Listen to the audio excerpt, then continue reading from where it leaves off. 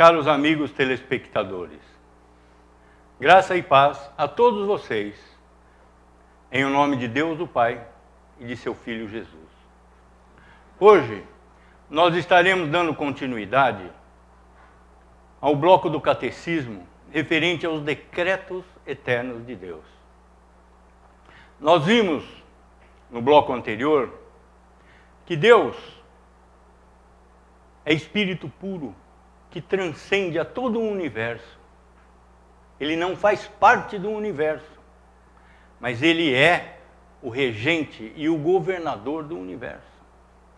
Deus estabeleceu leis para a manutenção do universo. Deus estabeleceu todas as coisas na vida de homens e de anjos, para que todas estas coisas cooperassem e realizassem o seu plano eterno. Deus criou o mundo para a manifestação da sua glória. Deus não depende dos seres criados, não depende do universo, não depende de nada. Pelo contrário, todas as coisas dependem do poder e da vontade de Deus. Deus, antes de criar o mundo, determinou, no que nós conhecemos por decretos eternos, tudo que iria acontecer no mundo e como isso iria acontecer.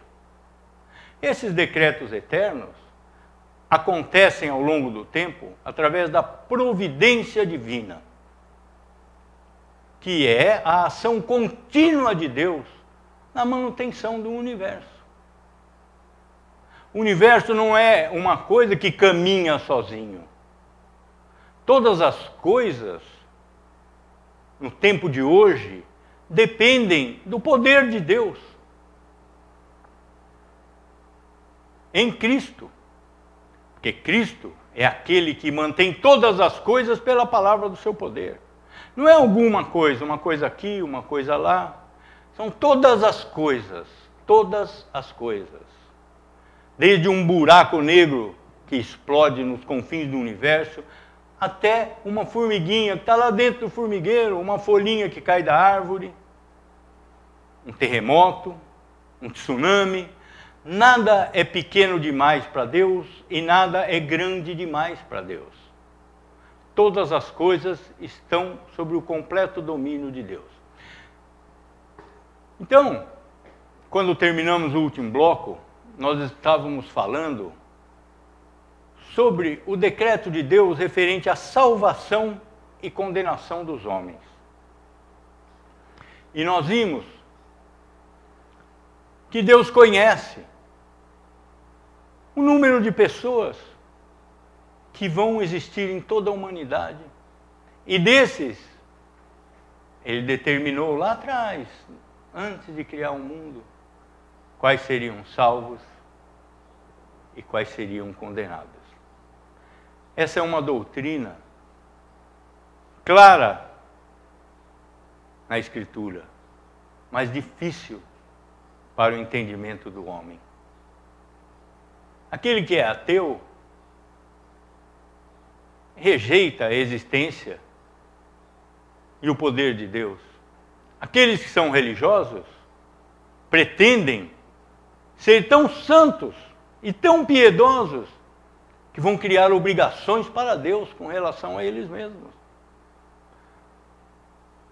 Mas é uma coisa muito simples se pensar. Deus é imutável. Então, como que nós podemos criar obrigações para um ser que não muda jamais?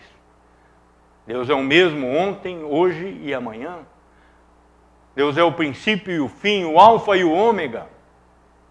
Tudo isso nos dizem que Deus é imutável. Então, não existe a possibilidade de nós criarmos uma obrigação para Deus.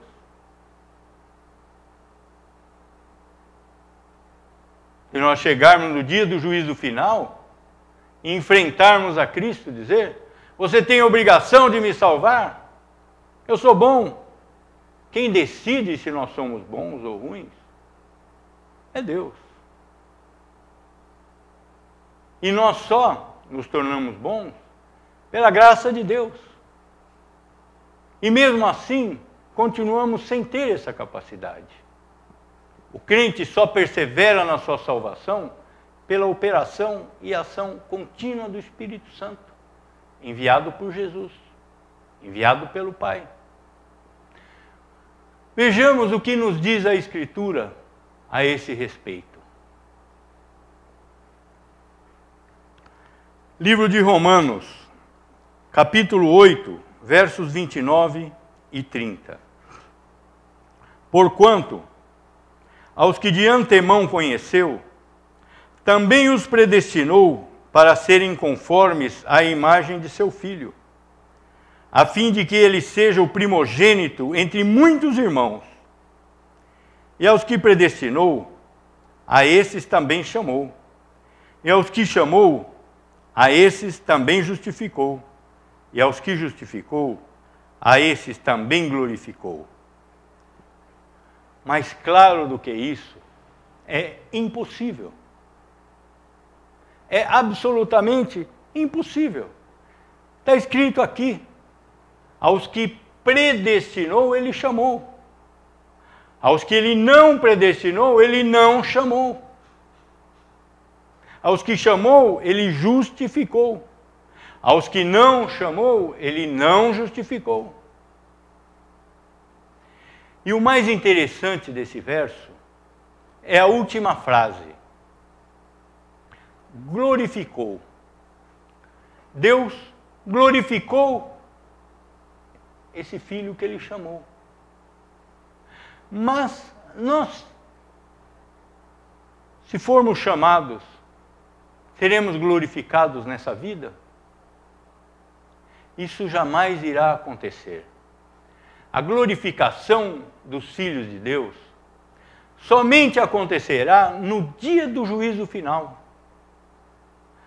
quando Jesus voltar em glória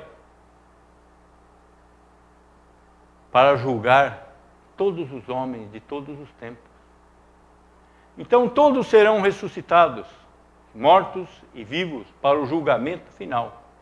Somente então esses filhos de Deus serão glorificados. Então essa glorificação, ela está muito distante, ou muito próxima, sei lá, mas num tempo futuro, que não diz respeito ao nosso presente e nem à nossa vida. Mesmo porque muitos já foram glorificados. Por aí nós vemos a realidade do decreto eterno de Deus. Essas pessoas que foram salvas agora, foram salvas há 1000 anos atrás, foram salvas há 5000 anos atrás, que serão glorificadas há 10.000 anos para frente. O que nos diz a Bíblia? Glorificou. O verbo está no passado. O que nos leva a ver a realidade dos decretos eternos de Deus. Essa pessoa que foi salva hoje, que será glorificada somente no dia do juízo final, o apóstolo Paulo nos diz o quê? Que ela já está glorificada. Está escrito aqui, e aos que justificou, a esses também glorificou. Então, o decreto de Deus tem a validade eterna. Aqueles que ele decidiu salvar já estão glorificados. Apesar de que eles vão ser chamados em um determinado momento de sua vida, eles já estão glorificados. Eles já foram adotados pelo Pai. Já têm Cristo como seu irmão mais velho. Fazem parte da família de Deus. A salvação provinda de Deus é eterna. Ela jamais será perdida. Provinda do homem, ela estaria sujeita a variações diárias, a variações minuto a minuto. Se o homem acabou de se arrepender, ele vai ser salvo. Daqui a pouco ele pecou de novo, não vai mais ser salvo. Então, A salvação é eterna, porque provém de Deus. Nós temos mais um exemplo claríssimo disso na Bíblia. Nós temos um exemplo disso na história de Esaú e Jacó. Não eram gêmeos nascidos. Não haviam praticado o bem nem o mal. Estavam lá no útero de sua mãe. E Deus já havia feito a sua escolha. Jacó, amado por Deus, e Esaú, odiado por Deus. O que essas crianças haviam feito de si mesmo para merecer o amor ou o ódio de Deus? Nós só podemos explicar isso pelo decreto eterno de Deus. Todas as coisas já estão determinadas. Vejamos novamente o que nos diz o apóstolo Paulo. Romanos, capítulo 9, versos 11 a 13.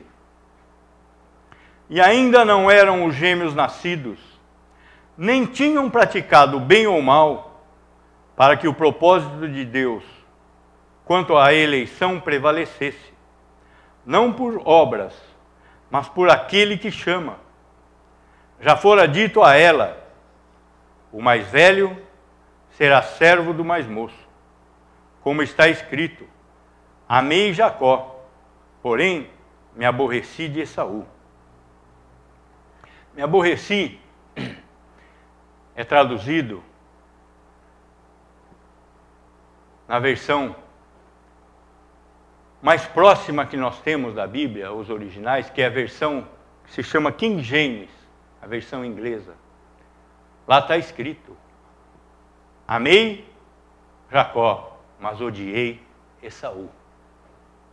Amar e odiar não são sentimentos de Deus. Porque nós já dissemos, Deus é imutável. Deus não tem paixões nem sentimentos. O amor de Deus consiste em revelar os seus mandamentos aos homens, consiste em mandar o seu Filho para morrer no lugar de pecadores que seriam salvos. O amor de Deus consiste em atos práticos que se manifestam ao longo do tempo pela providência divina e são estabelecidos nesses decretos eternos que nós estamos estudando hoje.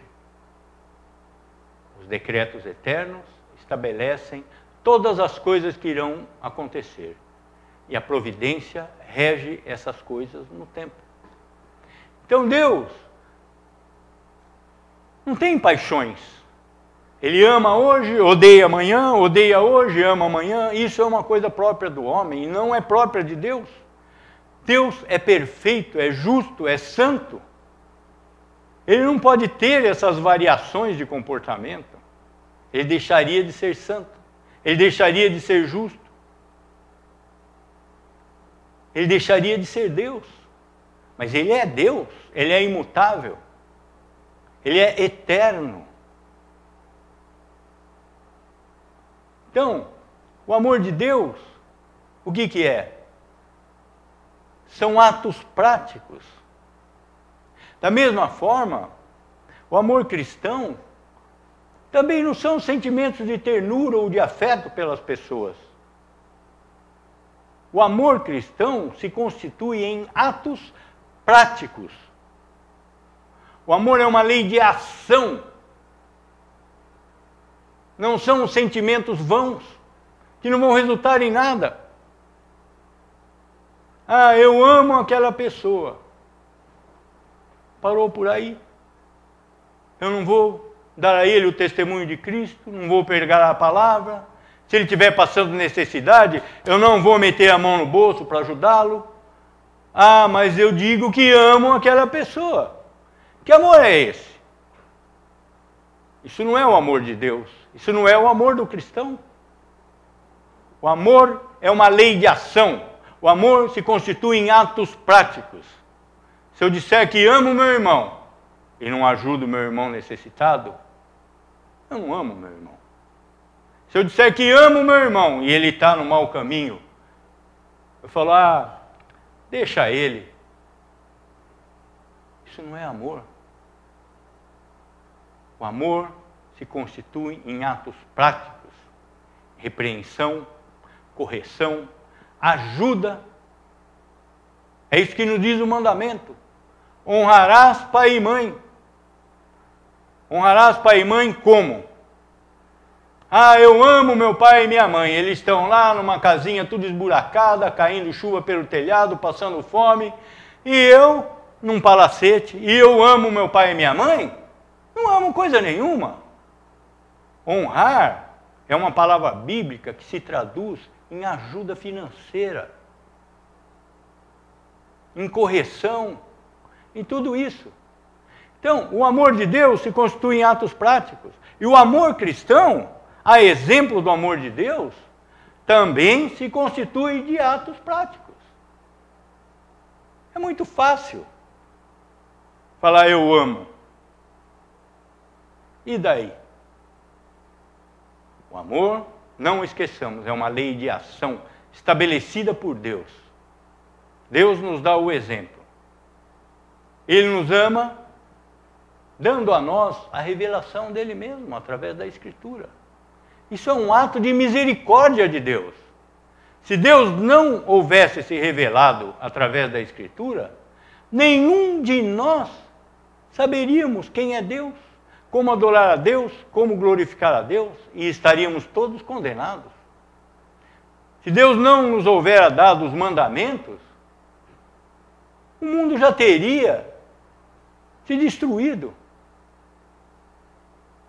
Se Deus não houvesse mandado o seu Filho para cumprir a lei que Adão não tinha conseguido cumprir, para morrer no lugar dos seus escolhidos, não haveria salvação. Isso é o amor de Deus. Isso é o amor de Deus estabelecido nos decretos eternos, aplicado através da providência divina, que é cuidada por Cristo, pelo Espírito Santo, determinada pelo Pai na eternidade. Vejamos mais uma coisa, que todo mundo é muito curioso a esse respeito. Os anjos estão incluídos no decreto da eleição? Existem anjos que caíram? Existem anjos que permaneceram no seu estado inicial? Nós vemos o seguinte, o apóstolo Paulo nos fala de anjos eleitos. Se existem anjos eleitos, existem anjos que foram reprovados por Deus e destinados à perdição. Vejamos. Primeira carta a Timóteo, capítulo 5, verso 21. Paulo está falando a Timóteo. Conjuro-te perante Deus e Cristo Jesus e aos anjos eleitos, que guardes esses conselhos sem prevenção, nada fazendo com parcialidade. Então, o apóstolo Paulo aqui está revelando a existência de anjos eleitos, de homens eleitos. Esses são os decretos eternos de Deus. Quando ele determinou todas as coisas que iriam acontecer no mundo. Se o homem se revolta com isso, eu não vejo por quê. Pelo contrário, louvado seja Deus, que não nos entregou a nossa própria concupiscência, a nossa própria perdição. O homem só pode ser salvo por essa escolha de Deus. Escolha que é feita em Cristo. O chamado que é levado através da palavra de Deus. Por isso que nós temos insistido no conhecimento da palavra. Usualmente, ninguém será salvo sem conhecer a Deus. Se uma pessoa recusa o conhecimento de Deus, ela não vai ser salva. se uma pessoa deseja ser salva, se uma pessoa deseja ser eleita por Deus, se uma pessoa deseja, sinceramente, do fundo do coração, fazer parte da família de Deus, renunciando a todo o seu mérito, a toda a sua justiça própria, e confiando unicamente nos méritos de Cristo, o desejo dessa pessoa vai ser atendido. Se outra pessoa não deseja ser eleita, não acredita em Deus, quer impor a Deus o seu mérito próprio, essa pessoa não vai receber a graça de Deus por um motivo extremamente simples, porque ela recusa essa graça. Ora, pergunto eu, aonde está a injustiça?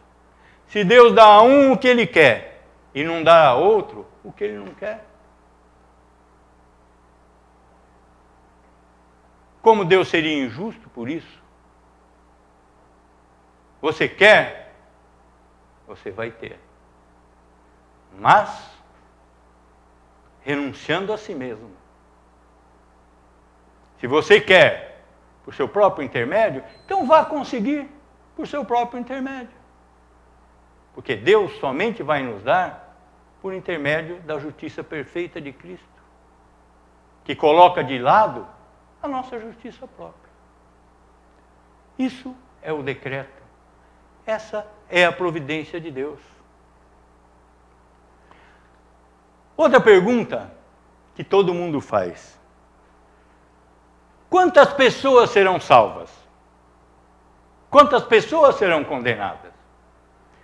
Se isso está estabelecido no decreto de Deus, quantas são essas pessoas?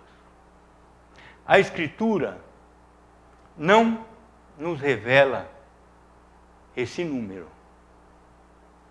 A Escritura não nos revela todo o desígnio de Deus.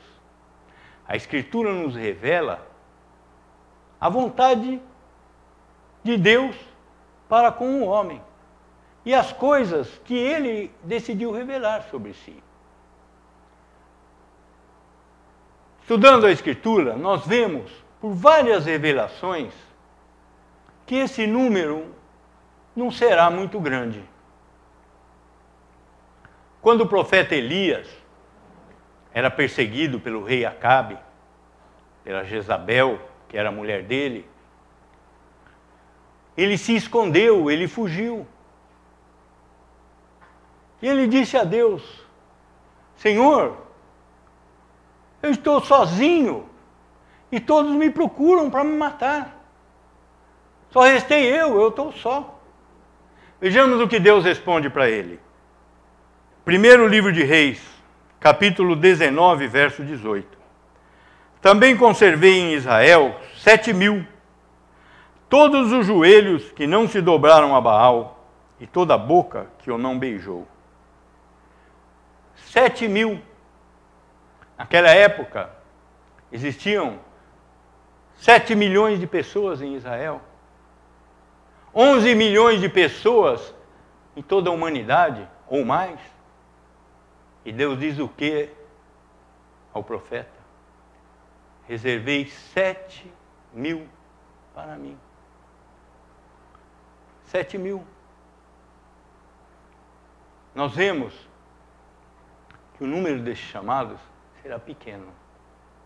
Nós temos que nos esforçar muito, apesar de que o chamado foi feito na eternidade, apesar de que é Deus que chama, cabe ao cristão fazer o máximo de si mesmo, dentro dos mandamentos de Cristo, para merecer esse chamado.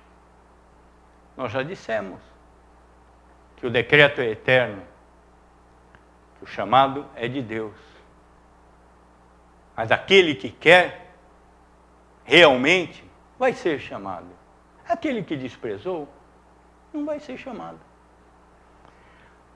Vejamos mais uma coisa aqui, a respeito desse chamado. Os 144.000, no verso do Apocalipse, o apóstolo João nos diz, foram chamados 144 mil.